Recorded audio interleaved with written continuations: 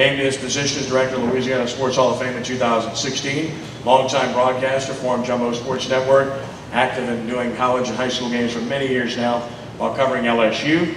Of course, he went on to pitch professionally for the Padres organization and Brewers as well. Part of a national championship team at LSU as mentioned, and that was a special time. And special time in LSU football. 5th in the country. They host Mississippi State Saturday at 6 p.m. Please give a warm welcome to Ronnie Rantz. Ronnie? Just want to tell Tyrone as he's leaving that they play Live Oak next week, and then they've got at Central the following week. So I know he's running. I just want to make sure you got that. Okay? Live Oak's pretty good. Denham, you got it. Pleasure to be here in my annual kind of trip down to New Orleans. I grew up here and then was going to go to Holy Cross, and then unfortunately my dad took a job in Alexandria, and I went to Menard High up there. Had a great experience in central Louisiana, but definitely quite different than growing up in the East, no question about it. Talk a little LSU football for a minute, and then I'll tell you a little bit about what's going on in the Louisiana Sports Hall of Fame, which I'm the president of. I get the honor every game to do the post-game TV show for LSU. It's called LSU Tonight. Comes on CST on Saturday nights after the game, and I interview some players and coaches in the locker room.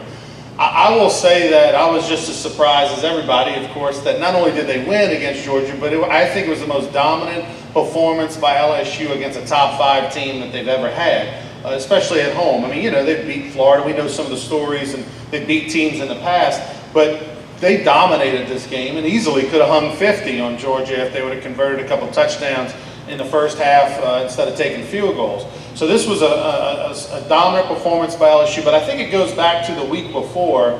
I was really surprised after the Florida loss when I was in the locker room after the game interviewing some of the players. I think I was more depressed than they were. And what I mean by that was they took it well. I think they felt like, they had a lot more season left to play. You know, they knew that there were some mistakes, you know, a few plays in that game that could have went their way and they could have won. They didn't take the loss to Florida like, oh my goodness, here we go, this is the end of the season and it's going to all of a sudden send them in a tailspin. And I credit Devin White a lot for that. He's the leader of the defense, a great linebacker, going to be a first-round pick. And he was really the guy who, when the game was over against Florida, went into that locker room and told his teammates to keep their head up. You know, we got a lot left to play for. You know, we got everything in front of us. And he was sincere in that approach. And I saw it personally, and I really think that set the tone for a good week for LSU, and the fact that they didn't believe that all of a sudden their season was over with. It was a special atmosphere. The weather was fantastic. The crowd, who had been kind of talked a lot about in the media over the previous couple of weeks because the LSU fans had left at halftime. They had, you know, whether it's rain or there were blowout wins against non-conference teams, the fans kind of, you know, about halftime checked out. And so I think some of the players and coaches were outspoken. They obviously brought their A game. It was over 100,000 people in the stadium. It was a perfect day, and to a man, the players and coaches credited the intensity of the crowd for really giving them that extra juice, and particularly in the second half, as LSU just kind of really pulled away from the Bulldogs.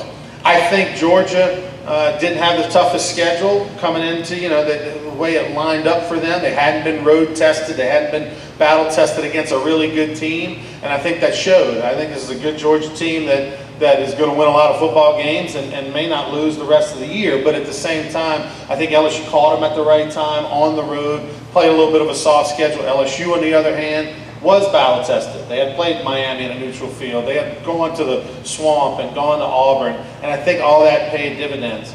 That said, LSU's 5th in the country right now in all the polls, and I don't think they've, obviously the Georgia game, they played outstanding, but they haven't quite put together the perfect game yet. They still have a lot to work on. I guarantee you, you know, 4 or 5 field goals in the first half, those offensive coaches think, you know, we can put those into touchdowns. So this team, as good as they've played, and as they've scrapped out some wins and they've overachieved a little bit with their record, still can get better, and that's scary for its opponents. This week they've got Mississippi State coming off of an off week. They've been resting. They beat LSU by over 30 a year ago. They dominated running the football. They've got 3 first-round picks on the defensive side of the football. This will be a big, big battle for LSU.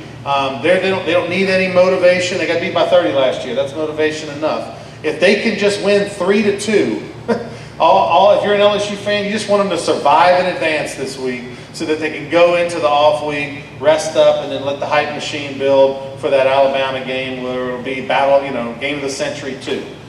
So hopefully they can just survive. And oh, by the way, an interesting stats, through 7 games, LSU offensively, rushing and passing, exactly the same. I think it's 1,415 yards. Run it, rushing, 1,415 yards passing. So a little something to chew on there.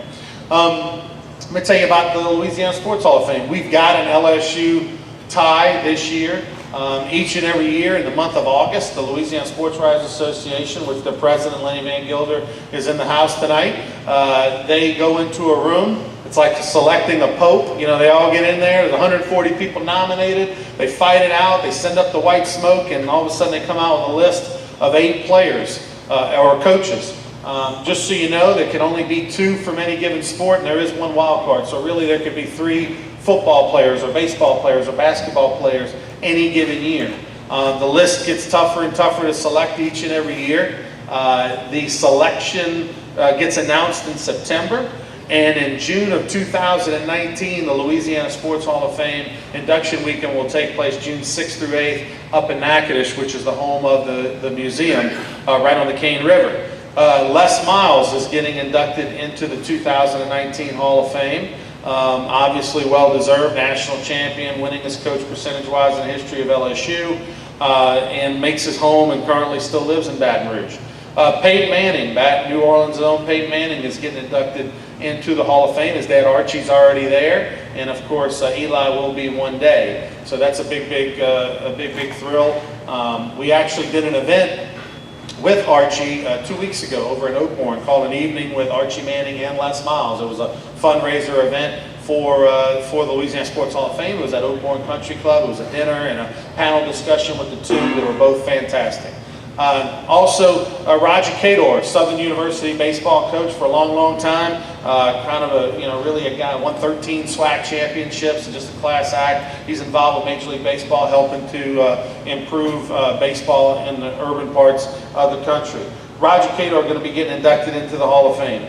Some others to tell you about. Matt Dunnigan, Louisiana Tech quarterback. He was a great quarterback, but also went on to be a great quarterback in the CFL. I know you know the name. And of course, Matt Dunnigan is still doing games on television up in Canada, and he's a legend. He's inducted into the CFL Hall of Fame and flies each and every week from North Louisiana to Canada to do games.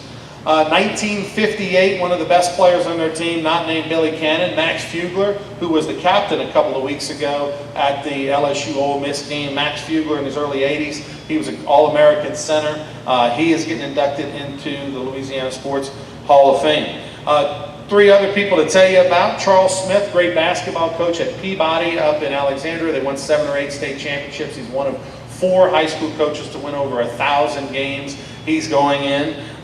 Danielle Scott Aruda, she's from Baton Rouge. She's a native, went to Woodlawn High School, graduated in 1990.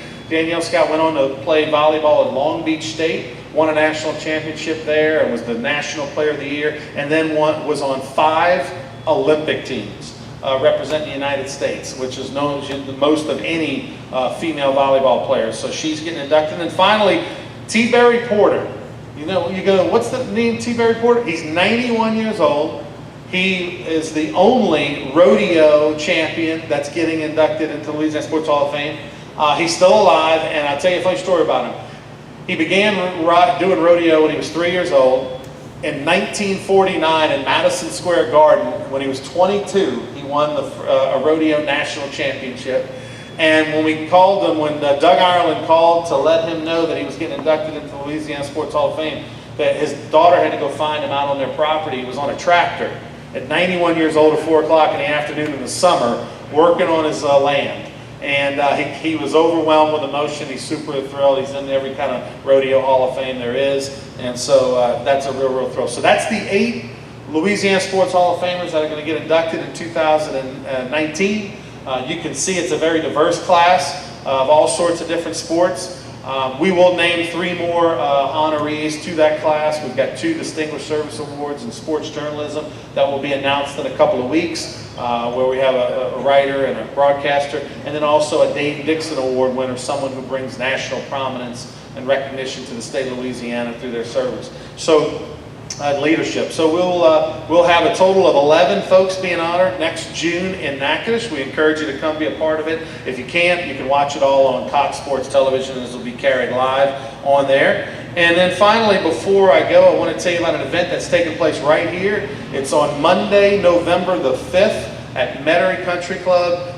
Monday, November the 5th. That's the Monday after the Saints-Rams game. And it's an evening with David Toms and Bob Pettit. So if you love golf, David Toms is the greatest golfer in the history of Louisiana. Just won the Senior U.S. Open a couple months ago. If you love basketball, Bob Pettit's one of the top NBA players of all time. Went to LSU as a statue outside the arena. Lives in New Orleans. And Bob Pettit, the great one, is going to be there. It's a dinner. It's a panel discussion. Lynn Rollins, a Hall of Famer, will conduct it. And then I'll visit with David Toms. And we'll have all kind of great auction items. We'll have other celebrities there as well. That's a special event, Monday, November 5th. We hope you can join us. It all benefits the Louisiana Sports Hall of Fame. Any questions from anybody? I see you have a very diverse type of group that's in the Hall of Fame. Have you ever thought about putting sports officials in the Hall of Fame? Well, I'll be honest with you. Sports officials can be nominated. I get asked, and I got asked earlier, for those that want to know how you can nominate somebody in the Louisiana Sports Hall of Fame, the criteria is simple. You either 2 years of high school athletics in Louisiana, 2 years of college athletics in Louisiana, or 5 years professional. So that's how, like Peyton Manning, who did high school here, or Drew Brees, who did more than 5 years with the Saints, that's how they get into the Hall of Fame. Anyone can be nominated. Go to lasportshall.com. There's a little tab on there that walks you through how to nominate a candidate. And then this past year, we had 140 folks nominated. We had Senator Gerald Boudreaux from Lafayette, who he received the Distinguished Service Award, the Dave Dixon Award. He officiated at NBA Final Fours and that sort of thing. So we do have a precedent for officials to get into the Hall of Fame. Anybody else? All right. Well, thank you very much, Ken. Appreciate it. Thanks to Rock and Roll.